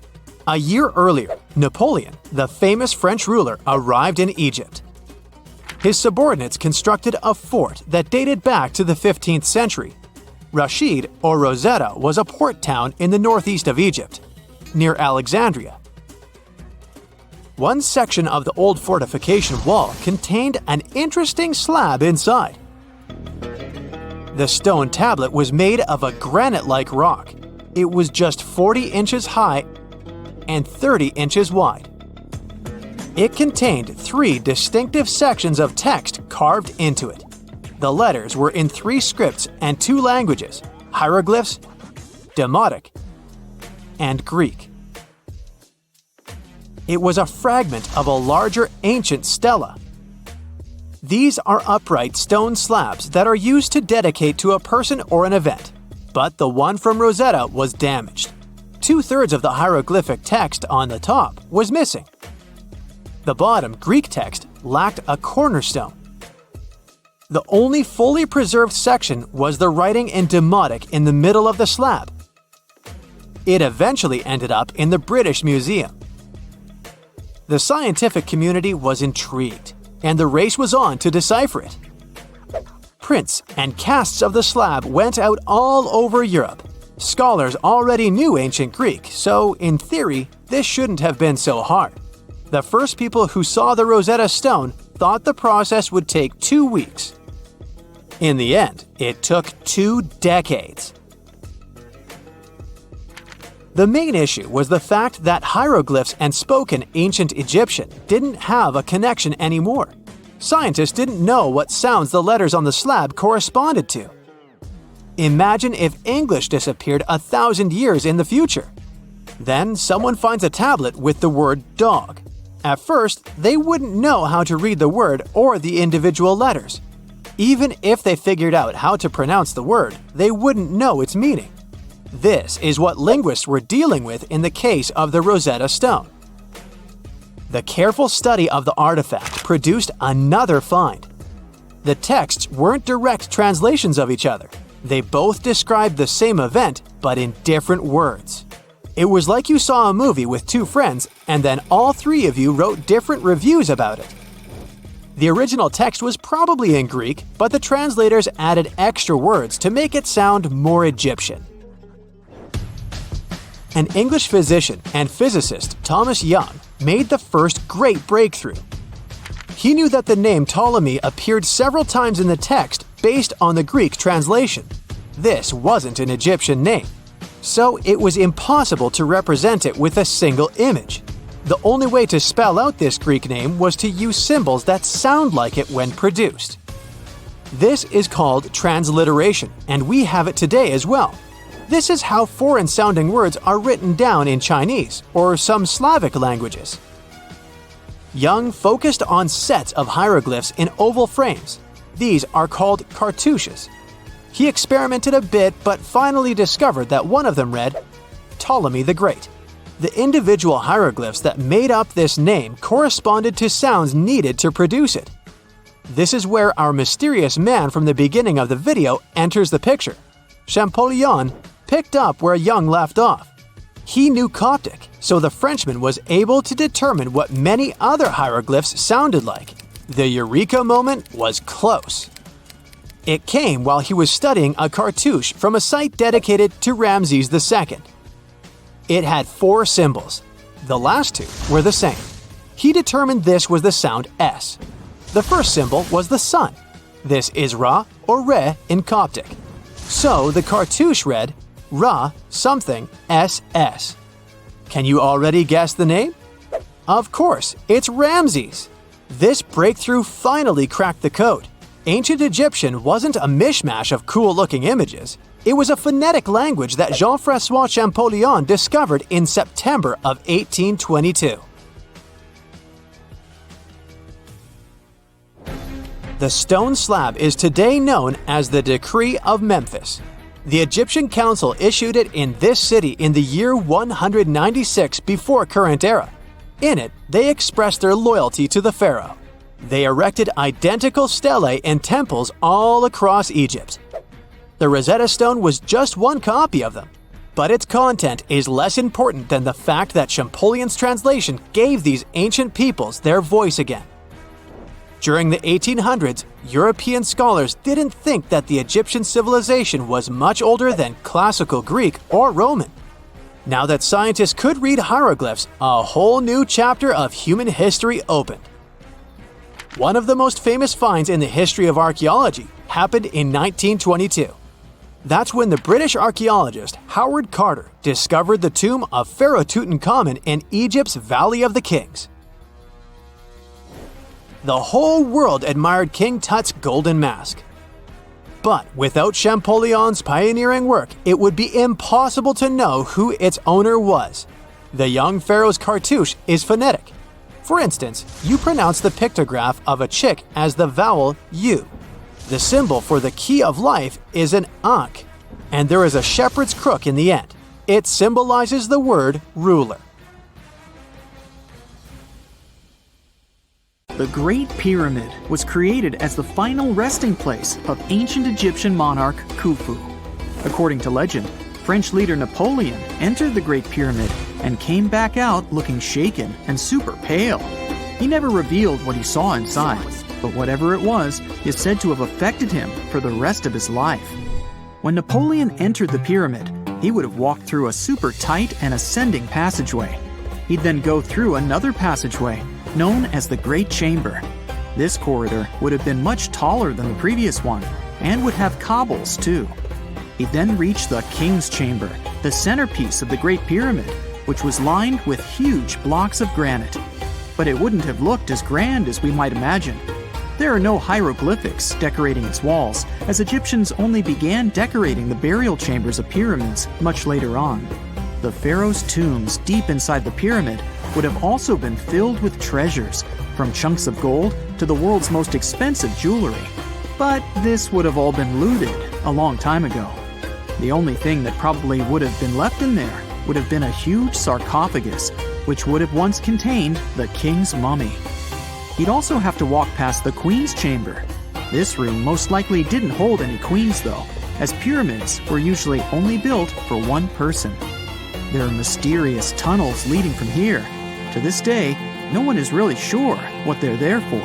And that's not the only mysterious and creepy thing Napoleon may have encountered, as stories of pharaohs leaving ancient curses on pyramids go way back. Many pyramids had warnings written on the outside, telling of horrifying things that would happen to those who entered and disturbed the peace. We might not know what exactly Napoleon found in the Great Pyramid that scared him so much, but we know for sure what was found in Tutankhamun's tomb. Tutankhamun was an ancient Egyptian pharaoh who was only 8 or 9 years old when he took to the throne. He became a cultural phenomenon when his tomb was discovered almost completely intact in 1922. His pyramid sits in the Valley of Kings in Thebes, modern Luxor, which is in Egypt. Unlike the Great Pyramid, Tutankhamun's tomb was covered in beautiful wall decorations. The walls told the story of how he would travel to the afterlife through the underworld. Egyptians believed all people would have to take this journey, so they would fill their tombs with objects and paintings to help them get there. There'd also be spells painted on the walls. They believed this would help people pass over to the next realm. The journey would be pretty long, and for that reason, the ancient Egyptians would also fill the pyramids with food. Tutankhamun's pyramid was filled with 8 fruit baskets. They even found something called gingerbread fruit in there. The rooms were jam-packed with furniture, statues, clothes, and staffs, amongst a whole bunch of other things. You'd likely find a lot of clothes and expensive jewelry in the pyramids as well. The ancient Egyptians wanted their ancestors to travel in style to the afterlife.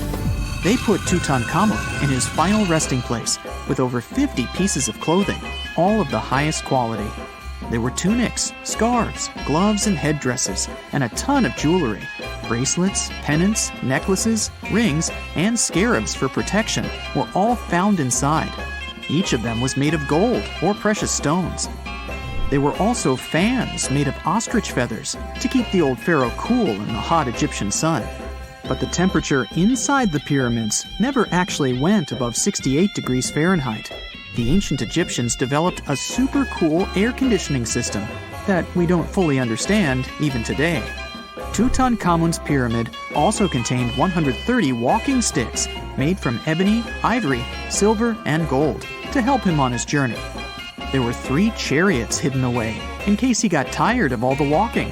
They also put 11 boat paddles inside, but there was no sign of any boat. The pyramids would be littered with the pharaoh's favorite scents and perfumes. During the excavation of Tutankhamun's pyramid, it quickly became clear that it had been robbed during ancient times. There was damage to doors and traces of oils left in empty jars.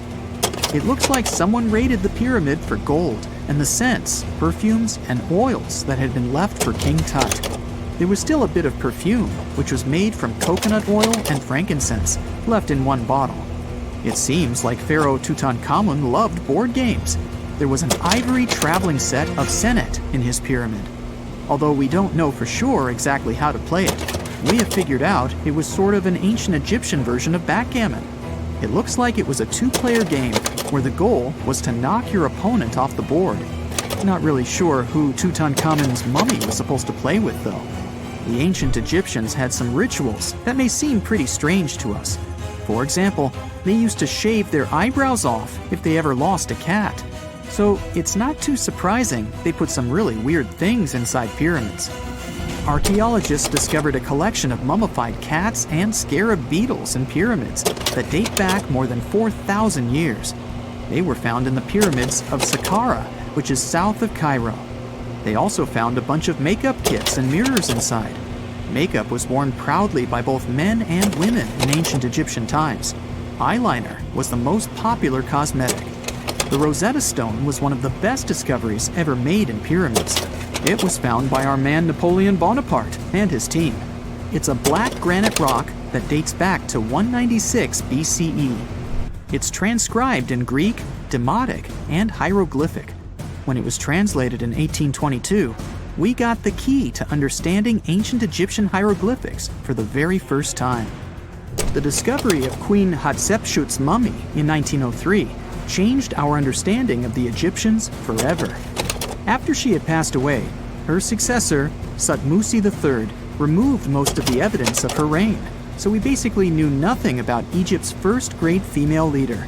She's now gone on to become one of the few and most famous female pharaohs of Egypt. Pharaoh Khufu even had a fully fledged boat in his pyramid. Archaeologists uncovered more than 1,200 pieces of a giant boat near the Great Pyramid at Giza. They reassembled the boat, and it's a whopping 144 feet long. It's most likely a solar boat, which was designed to carry the resurrected king with the deity Ra. Fun fact, the Pyramid of Giza is the last remaining of the 7 wonders of the ancient world. The other 6 are the Hanging Gardens, the Colossus, the Temple of Artemis, the Mausoleum, the Lighthouse, and the Statue of Zeus. This pyramid was also the world's tallest man-made structure for 3,800 years, and it's the biggest pyramid in Egypt. It took a staggering 2.3 million blocks of limestone. and some weighed as much as 80 tons. It took an incredible 100,000 laborers and a whopping 23 years to build. Its original height was a mega 480 feet. In 2017, archaeologists discovered something weird about Egypt's Great Pyramid. There's a hidden void that's at least 100 feet long, and no one really knows why it's there or what's actually inside it. The weird void is the first inner structure discovered within the 4,500-year-old pyramid since the 1800s. Scientists used cosmic rays to detect the massive hole, but are still no closer today to finding out what's inside. The ancient Egyptians took a lot of care building the pyramids, and everything was strategically placed and structurally sound, so it's super unlikely that this hole is due to blocks falling over time. Loads of pyramids also contain small model figurines called ushabti. These represented attendants. They believed they would come to life to serve the pharaohs in the afterlife. But it's amazing that all this stuff actually fit inside. There isn't actually a huge amount of space inside the structures. It's mostly just rock.